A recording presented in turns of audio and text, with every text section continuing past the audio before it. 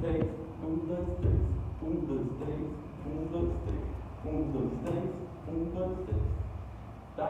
Então o 3 é essa batida mais forte. Tá? 1, 2, 3, 1, 2, 3, 1, 2, 3, 1, 2, 3, 1, 2, 3, 1, 2, 3. Sempre começando para a direita.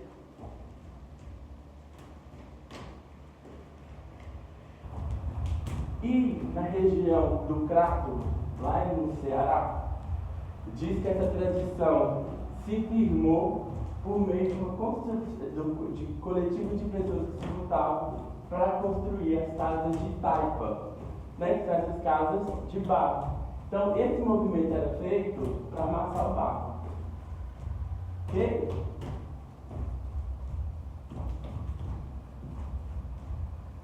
Então, o movimento é esse. Agora eu vou colocar a música para que a gente compreenda como é que esse movimento ele reverbera com essa música.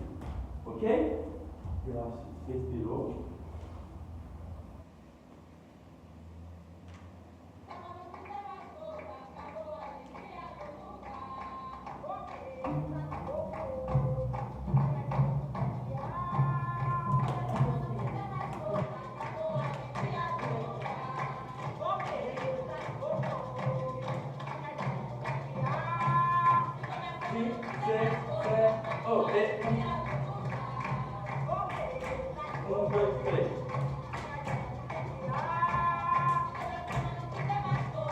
E aí a gente deixa o joelho disponível.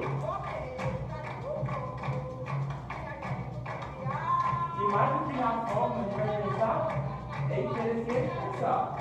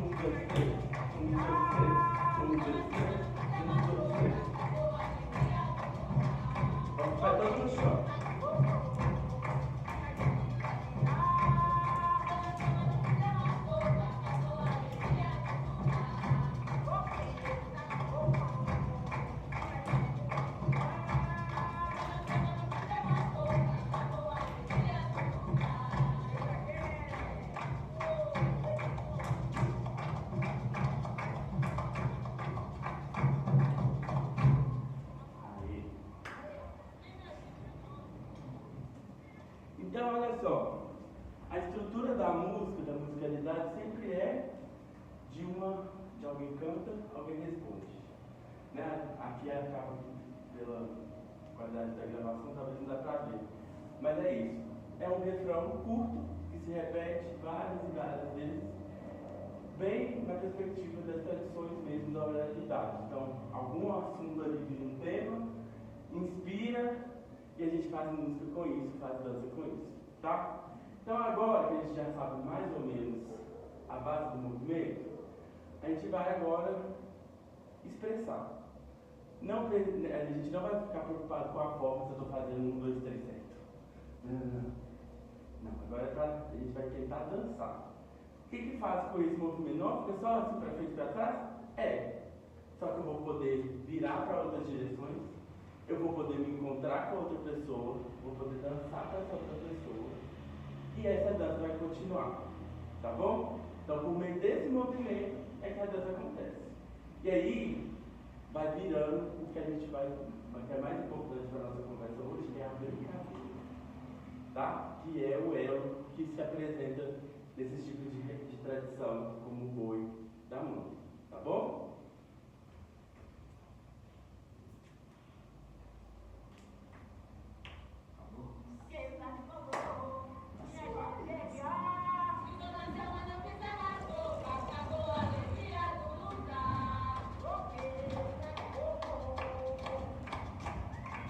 Você já pode soltar o braço à vontade.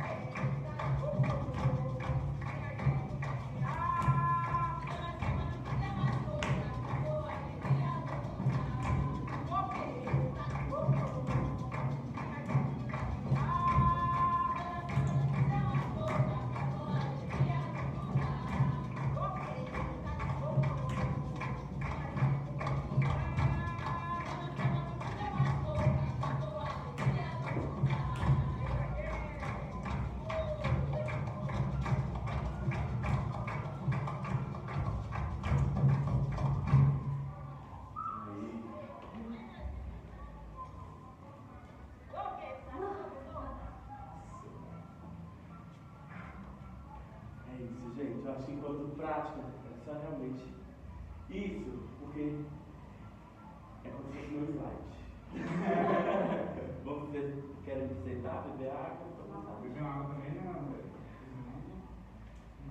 Você trouxe copo, né, Júlio?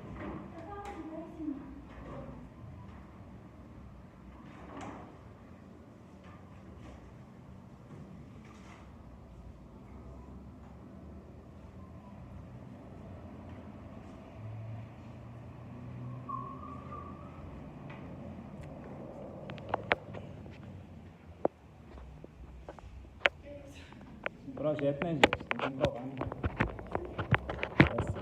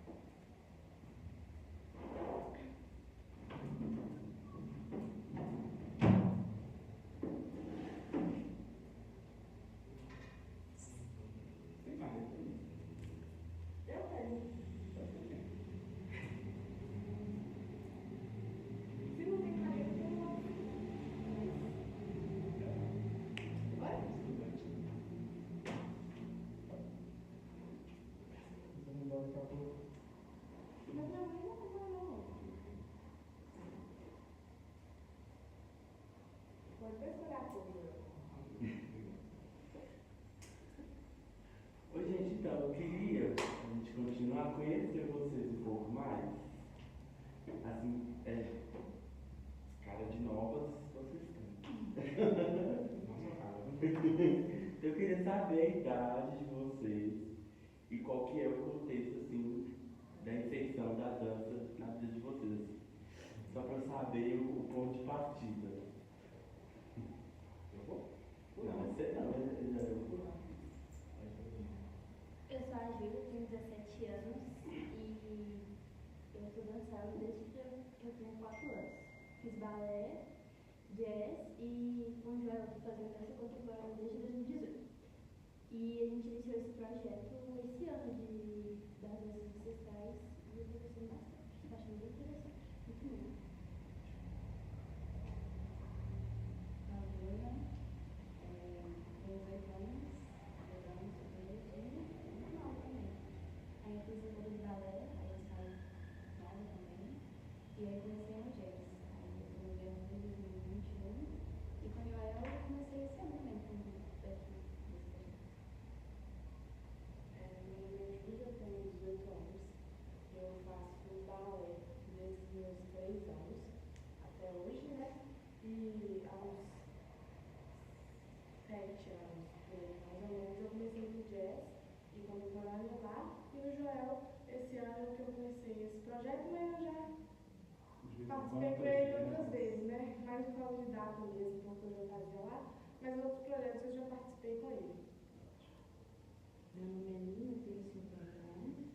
Eu, na infância, eu tive aula de balé, aí parei, né, de dançar por um tempo, bastante tempo, aí depois voltei para a aula de forró. Depois da aula de forró, parei mais um tempo, e depois de 19 comecei a dançar com a Goiânia na dança contemporânea. Meu nome é Maria, eu tenho 18 anos. Eu comecei com a dança desde pequena também, fazia balé, mas eu não gostava muito não, porque era muito tempo, eu sou muito agitada. Aí eu fiz jazz, já fiz tudo tipo de microfone para fazer parte. Já fiz dança de rua, dança de banda, tudo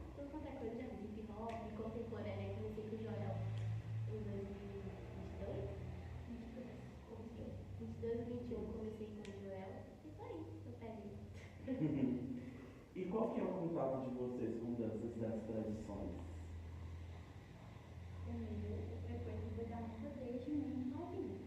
Meu pai sempre me levou, então sempre tive presente ali nessa questão da dança do boi, né? Eu costumo me empolgar quando eu tenho oportunidade. E eu tenho amigos e familiares que são bebês, da mãe,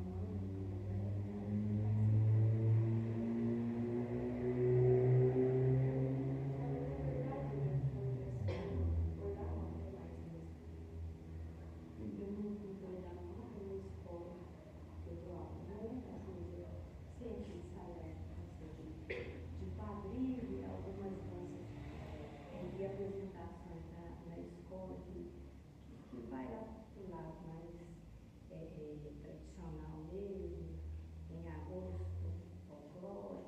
Então a gente tenta apresentar algumas danças, algumas dramatizações com os alunos. o meu também foi boi da mãe, mas eu sempre tive muito medo de boi da mãe.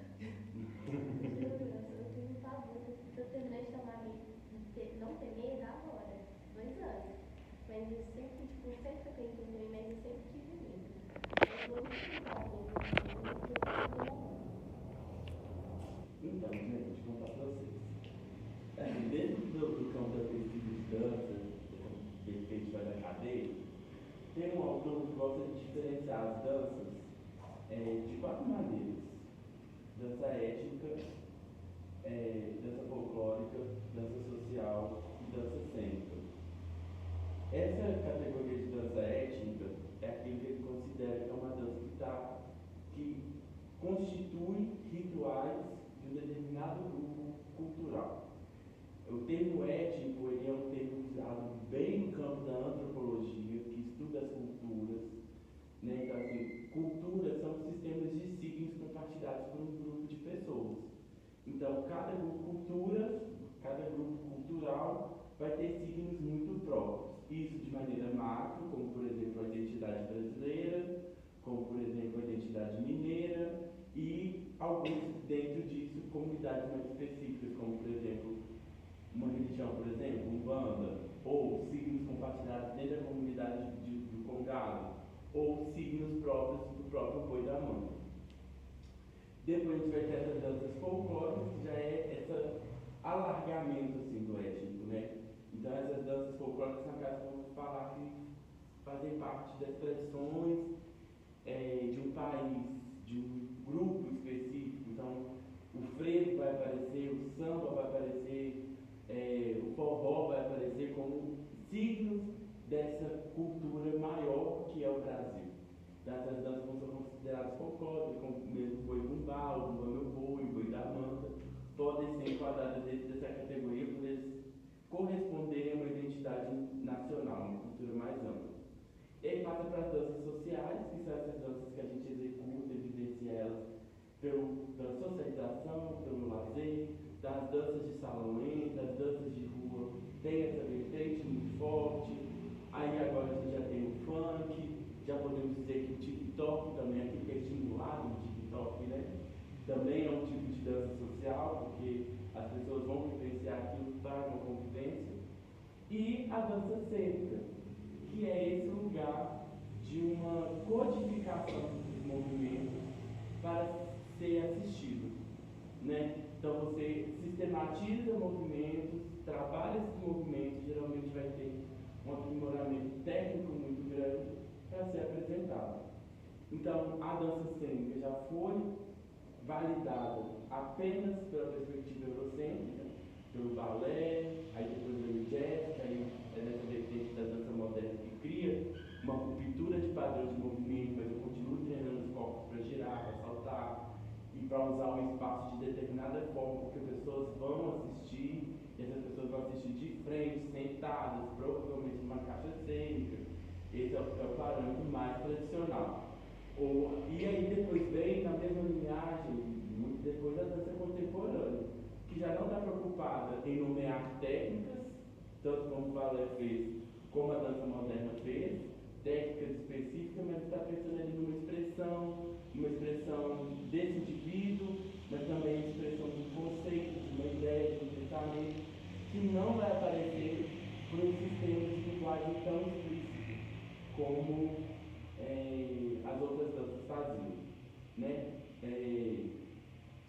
assim, você vai trabalhar um tema e esses temas vão ser esmiuçados até chegar num elemento que corresponde a esse desejo de expressão.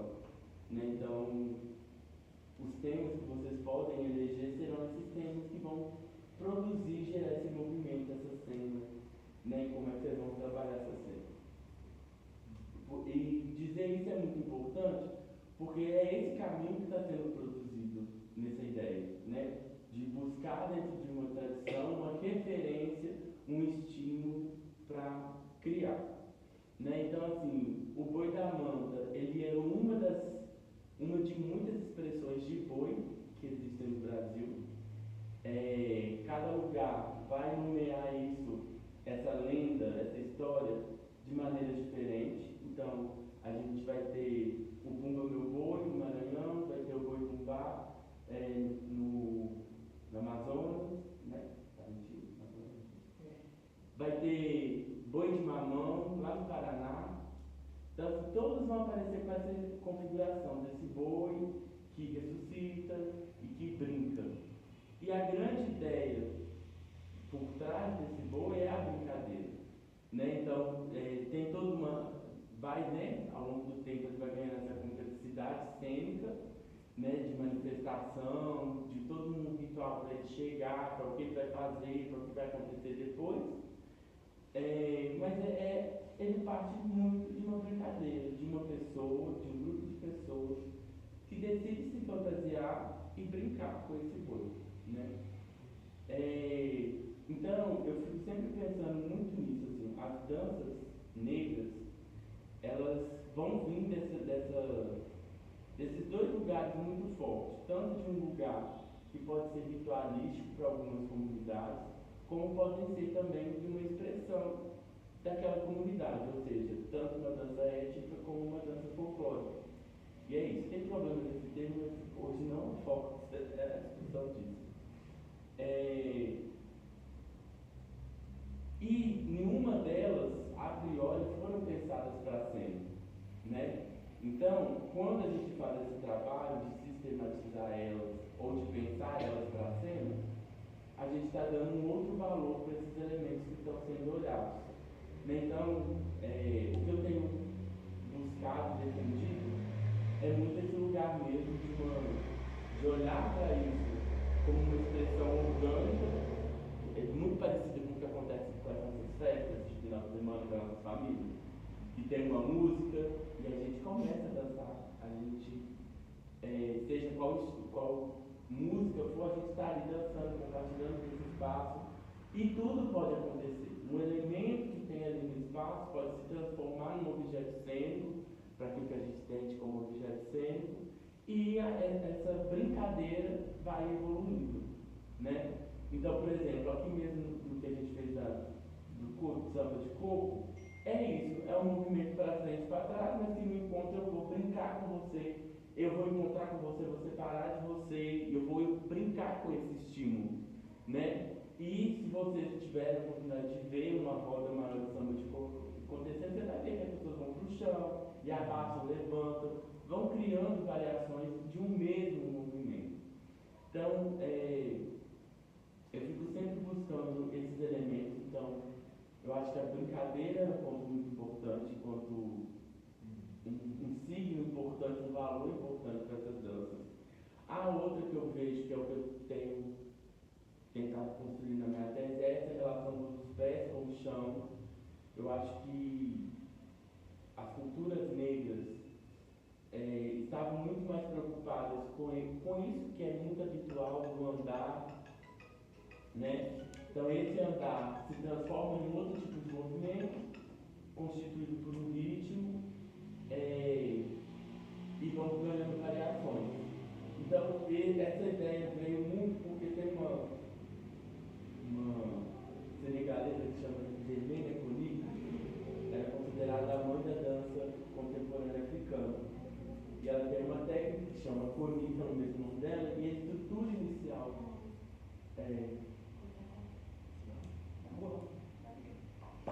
essa estrutura inicial, que é a marcha, é um trabalho de conscientização organização do movimento a partir do andar. Então, o nome técnico, né, que a gente fala de andar, se chama marcha. Por quê? Quando a gente anda, o tempo inteiro a gente está fazendo uma oposição, né, do tronco com a perna. Por mais que a gente não seja consciente o tempo inteiro disso, mas o movimento da marcha, eu estou sempre aqui, por mais que seja sutil. Então, a Germânia, ela vai com uma estrutura, ela tem uma ligação com a dança moderna, então ela organiza dentro de uma lógica de dança moderna ainda, pensando em verticalidade, horizontalidade. Então, ela organiza esse movimento aqui assim, e ela vai conduzindo para a pessoa pensar isso daqui, ó. Porque, pensando assim, na mesma lógica do balé, que a gente sai de movimentos simples, como tandi, plié, que são movimentos básicos, até você chegar no rolejão, GT, que são variações do mesmo movimento, né? Então, ela foi pensando aqui em estruturas menores. Então, ela vai trabalhando essa marcha, trazendo variações rítmicas, de braços e etc., pensando nessa coordenação, tá? E aí, ao vivenciar essa técnica, eu fui vendo que abrir para conversar e talvez ver alguma coisa e falar, que é sobre a questão do afrofuturismo, né? Assim, uma perspectiva do afrofuturismo, que tem a ver, que é um discurso a priori, né? Que quer localizar a experiência africana e negra no mundo num lugar de projeção de um futuro, que não se perde tanto de valores civilizatórios nem estéticos tradicionais negros e africanos, né? Por que eu estou falando isso? Porque hoje em dia a gente já não tem uma perspectiva muito pelo menos algumas áreas não estão mais pensando uma mãe África. A gente já está pensando os filhos África. O que nós nos transformamos depois desse afastamento? Porque está muito distante geograficamente, está muito distante temporalmente, e não cabe hoje, né, a discussão assim, teórica, não tem cabido muito pensar uma matriz africana no Brasil, porque já se transformou. Tem uma genealogia? Tem, mas não dá para dizer que é a mesma coisa. Você vai atravessar esse Atlântico e vai achar uma correspondência certeira do que está sendo feito aqui com o que acontece lá. Você vai ver aproximações, semelhanças e etc. Eu tenho que ir, mas me desculpa mesmo. Obrigado. Obrigada a você. Tchau. Tá bom. Tchau. Tchau. Joel. Isso é ritual. Obrigada. Você vê a Larissa aí, tem aí, você dá. Larissa? É verdade. Tchau, gente. Até mais.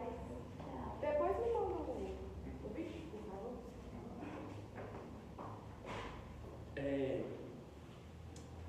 Então, isso, sobre a mãe África, etc. Então, algumas pessoas, eu talvez estou indo para essa linha também, de não estar aprisionando essa África no passado, né?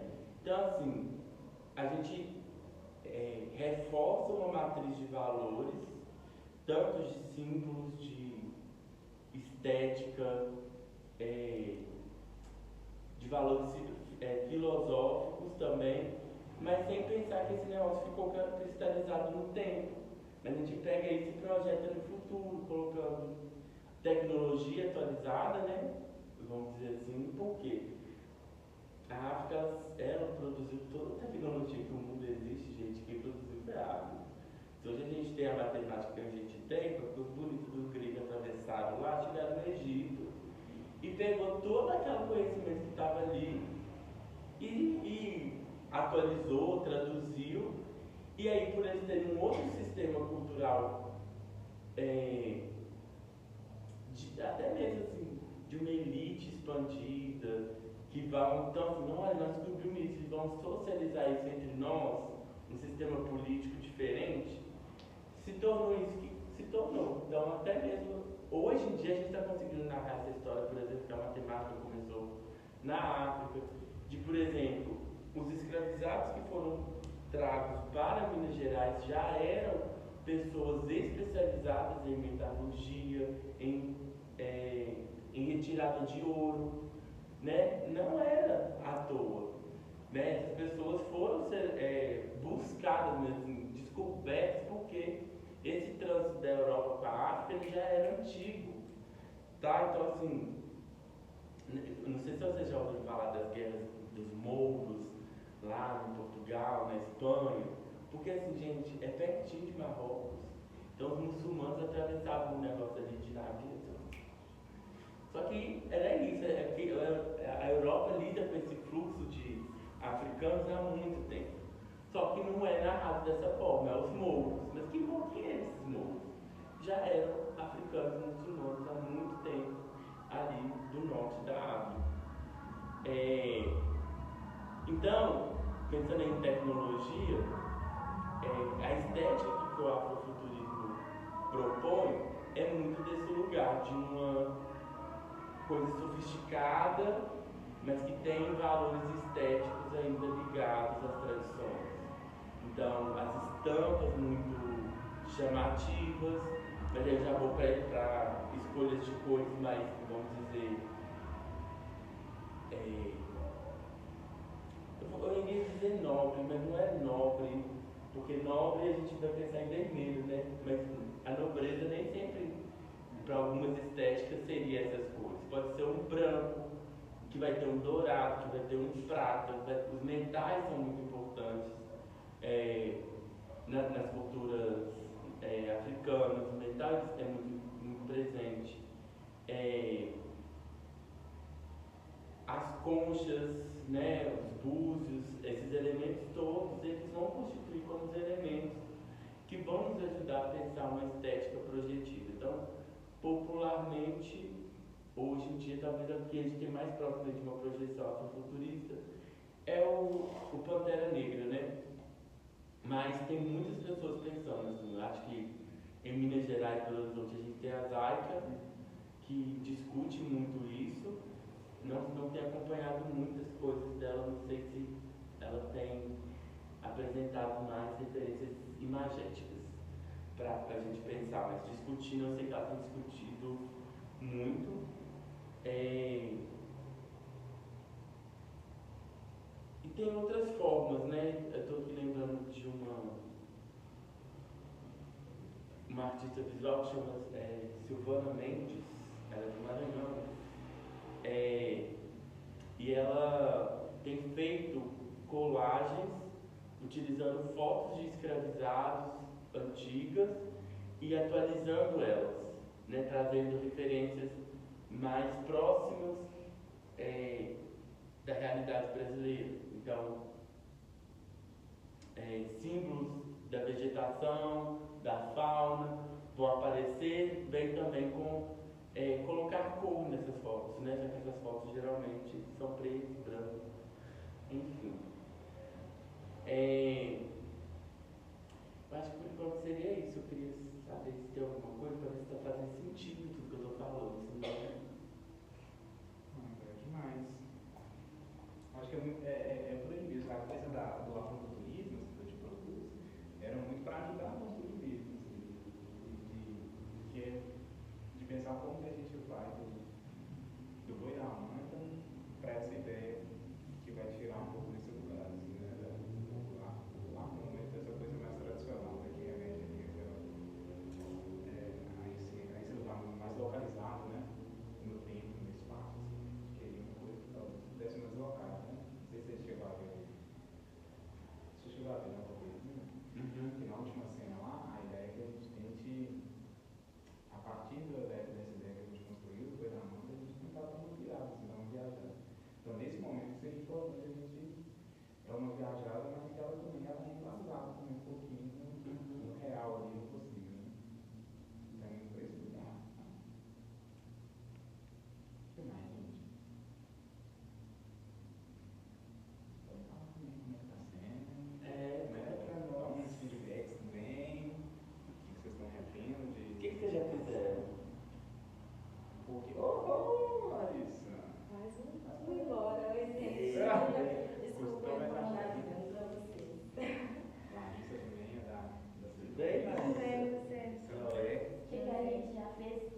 Tá coreografiando aqui? É.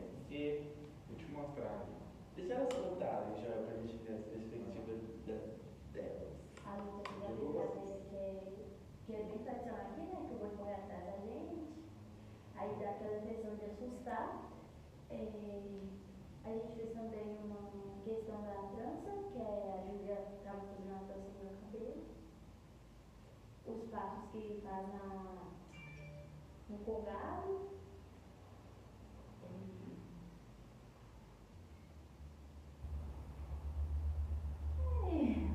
Que é alguns passos mesmo, né? Mas eu nem rápido, né? Vai ver, né? Aí você vai colocar, tipo, essa questão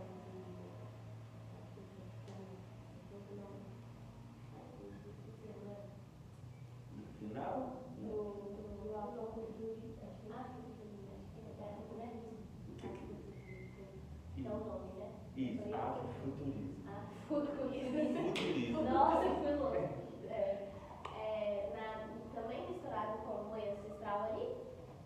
É como se fosse o nosso final, né? A ideia, né? De É roteiro. muito remoto, né? A ideia de roteiro é como se fosse. A gente começa a história ali, dá uma contextualizada do que é o Boi da Mãe, passa um pouco ali pelas condições de surgimento, fala um pouco do povo, das tradições, e é como se no final a gente chegasse numa perspectiva mais afrofuturista. Essa é a ideia. Como que a gente vai fazer isso? Aquela do Semana tem muita coisa lá que é legal, tipo aquele passinho que você ensinou. Mas esse também ele também tem a ver, não tem? Aquele estudo. Sim. Esse é do bolo também. O povo ele está numa perspectiva, eu acho, né? Super tá afrofuturista. Com Depende certeza. do jeito que a gente vai, né? Sim. Usar dança de rua, dança de rua, muito também. É isso mesmo, assim. Você falou, tipo, que você foi não, de Dom Recife? Não, eu já estive em Salvador. Salvador, porque você falou que achou os passos bem parecidos, acho que dá pra usar um pouco também. Você tinha falado de dança afro, né, também, comigo. Você falou que achou parecido com os passos de BH? Isso. Porque, olha só, as danças lá de Salvador, elas são muito relacionadas à dança dos orixás, dos terreiros. Então, por exemplo, todo mundo está baseado aqui, ó. Aí você vai começar a aula de dança, você vai começar aqui. Aí de repente você vai abrir aqui. Entendeu? Aí vai ter uma variação que é pra frente e pra trás. Tá tudo aqui, ó. Se você tirar o braço, você tá só andando. Aí você vai pegar o passo de BH, tá só. Como assim? Tá com os braços lá em Aí você vai criar a variação. Então, pessoal, gente, então tem uma coisa aí. Né? E aí, por exemplo, aí eu estava conversando com uma mestra de dança afro, que é a Marisa Cordeiro, já estava falando assim, eu fui lá em Salvador, o pessoal lá é muito aqui, ó. O pessoal em Salvador é muito expansivo. E mineiro é tudo aqui, ó. É uma expressão. Por quê, gente? O Salvador sempre virou um centro de recepção mundial em determinado momento da colonização. E aqui em Minas Gerais é um lugar só de exploração. Então, as expressões de dança aqui eram muito ligadas a essa coisa mais baixa, sons mais graves, mais pesado. Então, por exemplo, congado, tem as bungas nos pés, o som produzido naquele instrumento, eu não vou lembrar o nome, que refere a peneira para, não sei se é chibaio, mas não vou me arriscar agora. E aí lá não. É uma questão mais de recepção, né? Tipo, saudação. É mais festosa, né? Lá é mais festosa. Na verdade tem uma dimensão cultural mesmo, assim. Espero que, né, se vocês não foram, tenham essa oportunidade de ver Salvador. Porque as pessoas são altivas desde sempre. Elas não olham para baixo. Entendeu? Aqui, por exemplo, Ouro Preto é valorizado como se fosse uma Europa fora da Europa. Porque parece tudo colonial, sabe? Parece assim uma maquetezinha, uma mini Europa. Ou seja, um sistema de poder que se fecha ali dentro dele mesmo.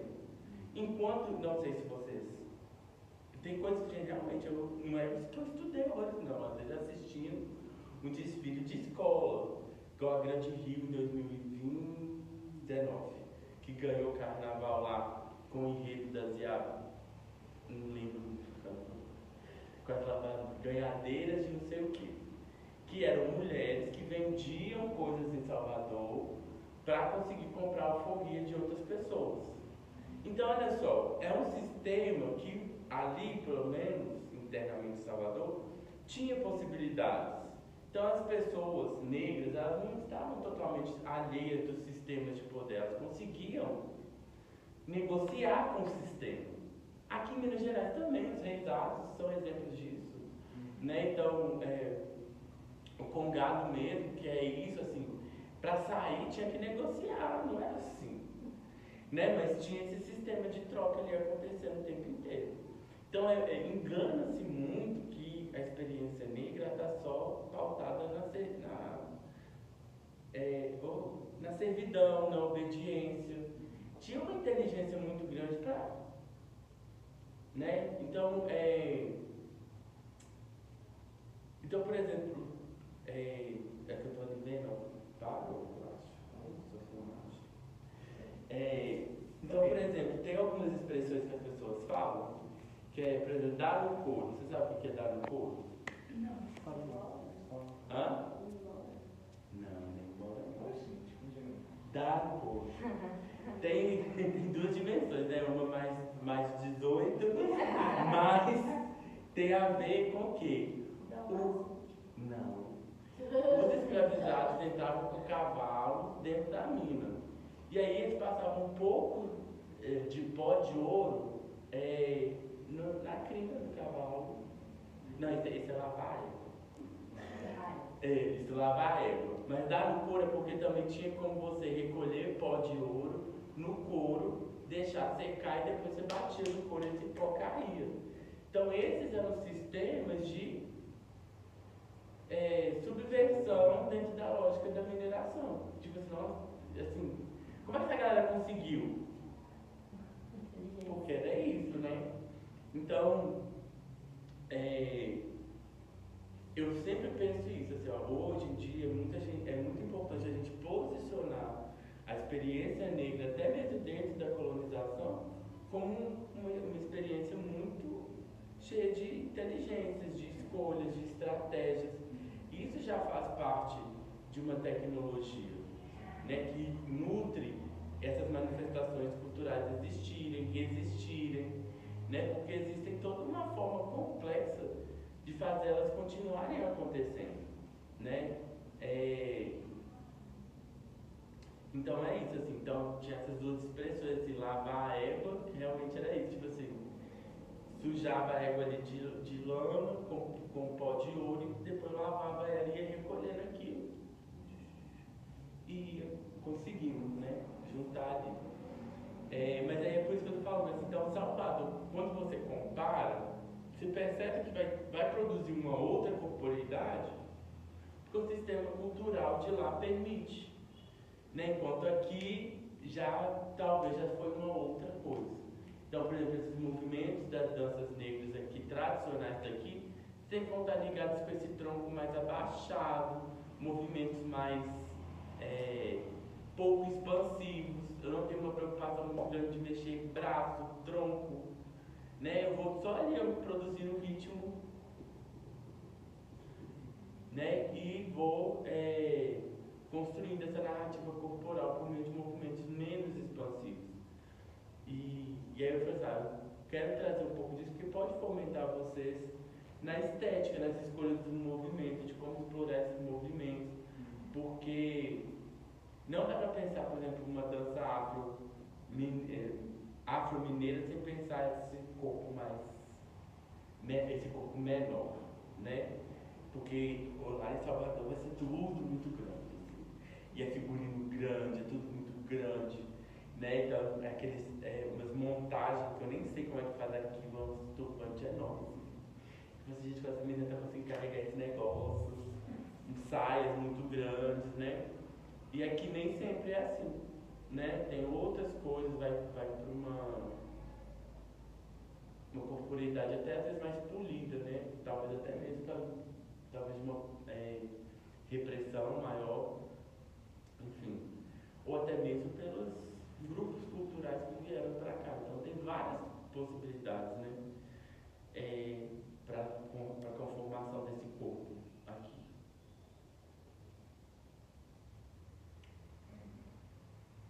Eu fico pensando na questão do medo, né? Muitas pessoas, eu também tinha, quando se tinha um boi da manta, eu sempre tive medo muito grande, mas antigamente, aqui em Vespasiano, né? Eu sempre vi só aqui, tinha as marmotas, tinha o boi da manta e não era como é hoje. As marmotas, elas saíam na rua com vara para bater nas pessoas. Quem elas encontrassem na rua, elas batiam. Batia pouco não, dava perdão. Então, em época de quaresma, a gente nem saiu sem os pais da gente, porque as marmotas batiam na gente. E o boi da manta, antigamente, não era igual o boi da manta é hoje, que não, assim, aqui em Vespasiano, tá, gente? O boi da manta, antigamente, eles iam para chifrar e para jogar as pessoas mesmo, e a contrapartida disso, as pessoas que estavam brincando com o boi da manta também puxavam assim, para fazer muita raiva, né, na pessoa. Então, assim, era uma coisa assim, que muitas pessoas, igual eu vejo algumas pessoas que são até mais novas, que não viram isso, acho que foi a Lohane que falou, da questão do medo, talvez seja até em questão de, por exemplo, meu filho que tem 27 anos, ele hoje tem 27 anos e ele assim, não vai ver o boi da manta, porque ele não viu, mas eu sempre coloquei isso nele, não vai no boi da manta não, porque o boi da manta vai pegar, o boi da manta machuca. Então eu fiquei questionando muito o porquê, tentando encontrar o porquê desse medo, que eu também tinha. Então deve ser por isso, né? Aí eu queria saber, assim, desde quando começou isso, de que o boi da manta, naquela época, tinha que bater, tinha as marmotas, né? Marmotas eram pessoas que saíam toda vestida com tanto de roupa e mascarada, com uma máscara na roupa, no rosto, que ninguém conhecia, mas eles saíam pelas ruas, eles geralmente andavam em 3 pessoas, para bater nas pessoas com vara, com chicote, para bater mesmo. E eu vivenciei isso, aí eu fiquei imaginando o porquê do medo, talvez seja por causa disso, né? Eu fiquei vendo meu filho hoje, um homem de 27 anos, esse ano ele foi no boi da manta, ele ligou para a mamãe, o boi da manta já acabou, já passou. Então, assim, fica embutido, né? Eu dei uma pesquisada rápida, mas eu acho que o boi da manta acontece em janeiro, né? Então, aí eu acho que está muito ligado com a história do carnaval. Porque o carnaval, ele não era desfile de samba, era uma zoação, gente. O carnaval era pra... Hoje a expressão de beber, farra, mas era pra zoar, pra jogar farinha, era pra jogar água, E provavelmente, talvez alguma expressão lembrou desse boi e vão brincar com esse boi. Assim, a gente vai criar, assim, não tem pesquisas específicas para analisar a narrativa de grupos tradicionais que estão fazendo isso há mais de 20, né? Se estão organizados em grupos, se são famílias, enfim. Mas eu acho que é isso, que por ser antes do carnaval, pode estar muito associado à brincadeira do carnaval, assim, de zoar. Antes, né? Antes era para zoar. E aí era isso. E aí vira essa brincadeira do susto, de assustar e dar essa pitada de agressividade. E aí vale a pena investigar isso. Em outras cidades também tem, só que lá tipo, eles têm um que é bate-bola no Rio de Janeiro. Bate-bola é parecido com o que ela falou, só que lá eles colocam tipo, uns negócios grandes, tipo, como se fosse um De saco sacola. de lixo, grande, tipo, aí tem preto e branco. São pessoas mesmo, elas colocam máscaras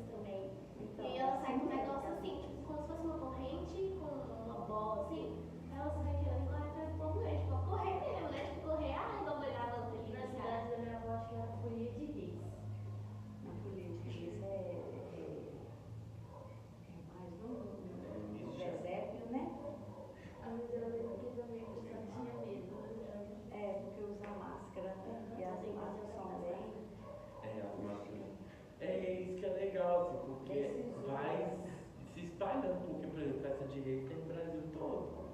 Pessoas que saem vestidas dos 3 reis magos para depois, né, do nascimento de Jesus, ali, né, depois do ano novo, geralmente, visitam, né, as casas com os presépios. Então, por exemplo, no Maranhão não, onde que é? Tem outro também, o cavalo marinho, que também vai ter essas expressões, sabe? Todos esses elementos sempre vão e voltam, sempre aparecem. Mas o boi, para mim, é bastante curioso, assim, por que o boi? Porque, por exemplo, o boi, ele está presente nas civilizações africanas desde o início. Nossa, você tinha mostrado o documentário que falava sobre também. Aquele documentário que a gente viu, inclusive, do Marcelo falou também, né? Porque, tipo, ele fala que é uma figura muito Mas grande. fala isso também que o Candé está fazendo, né? Fala de forma geral, né? Ele sempre foi uma figura importante para várias culturas, né? Inclusive culturas que, por exemplo, na Índia, né? Que os animais são vistos como deuses, né? São sagrados. Então, assim, tem essa relação, mas o que exato da relação com a essa questão do treinamento não tem, né? Sim, falou que era até assustador, assim, que você estava falando, porque é tipo assustador, né? Foi grande, assustador.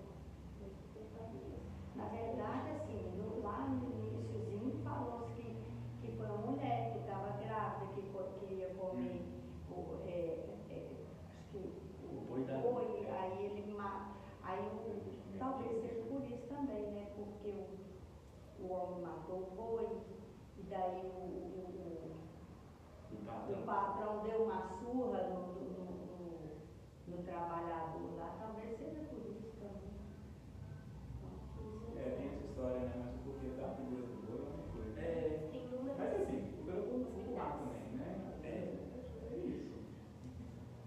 Tipo assim, mas é uma coisa para deixar, eu acho que é uma pergunta importante, assim, por que o boi está sempre? Passa, e o boi tá. Eu acho que é isso, eu acho que o boi é um símbolo de força, é um símbolo de fertilidade, né? Então, assim, tá lá no Egito, tá em todas as culturas, né?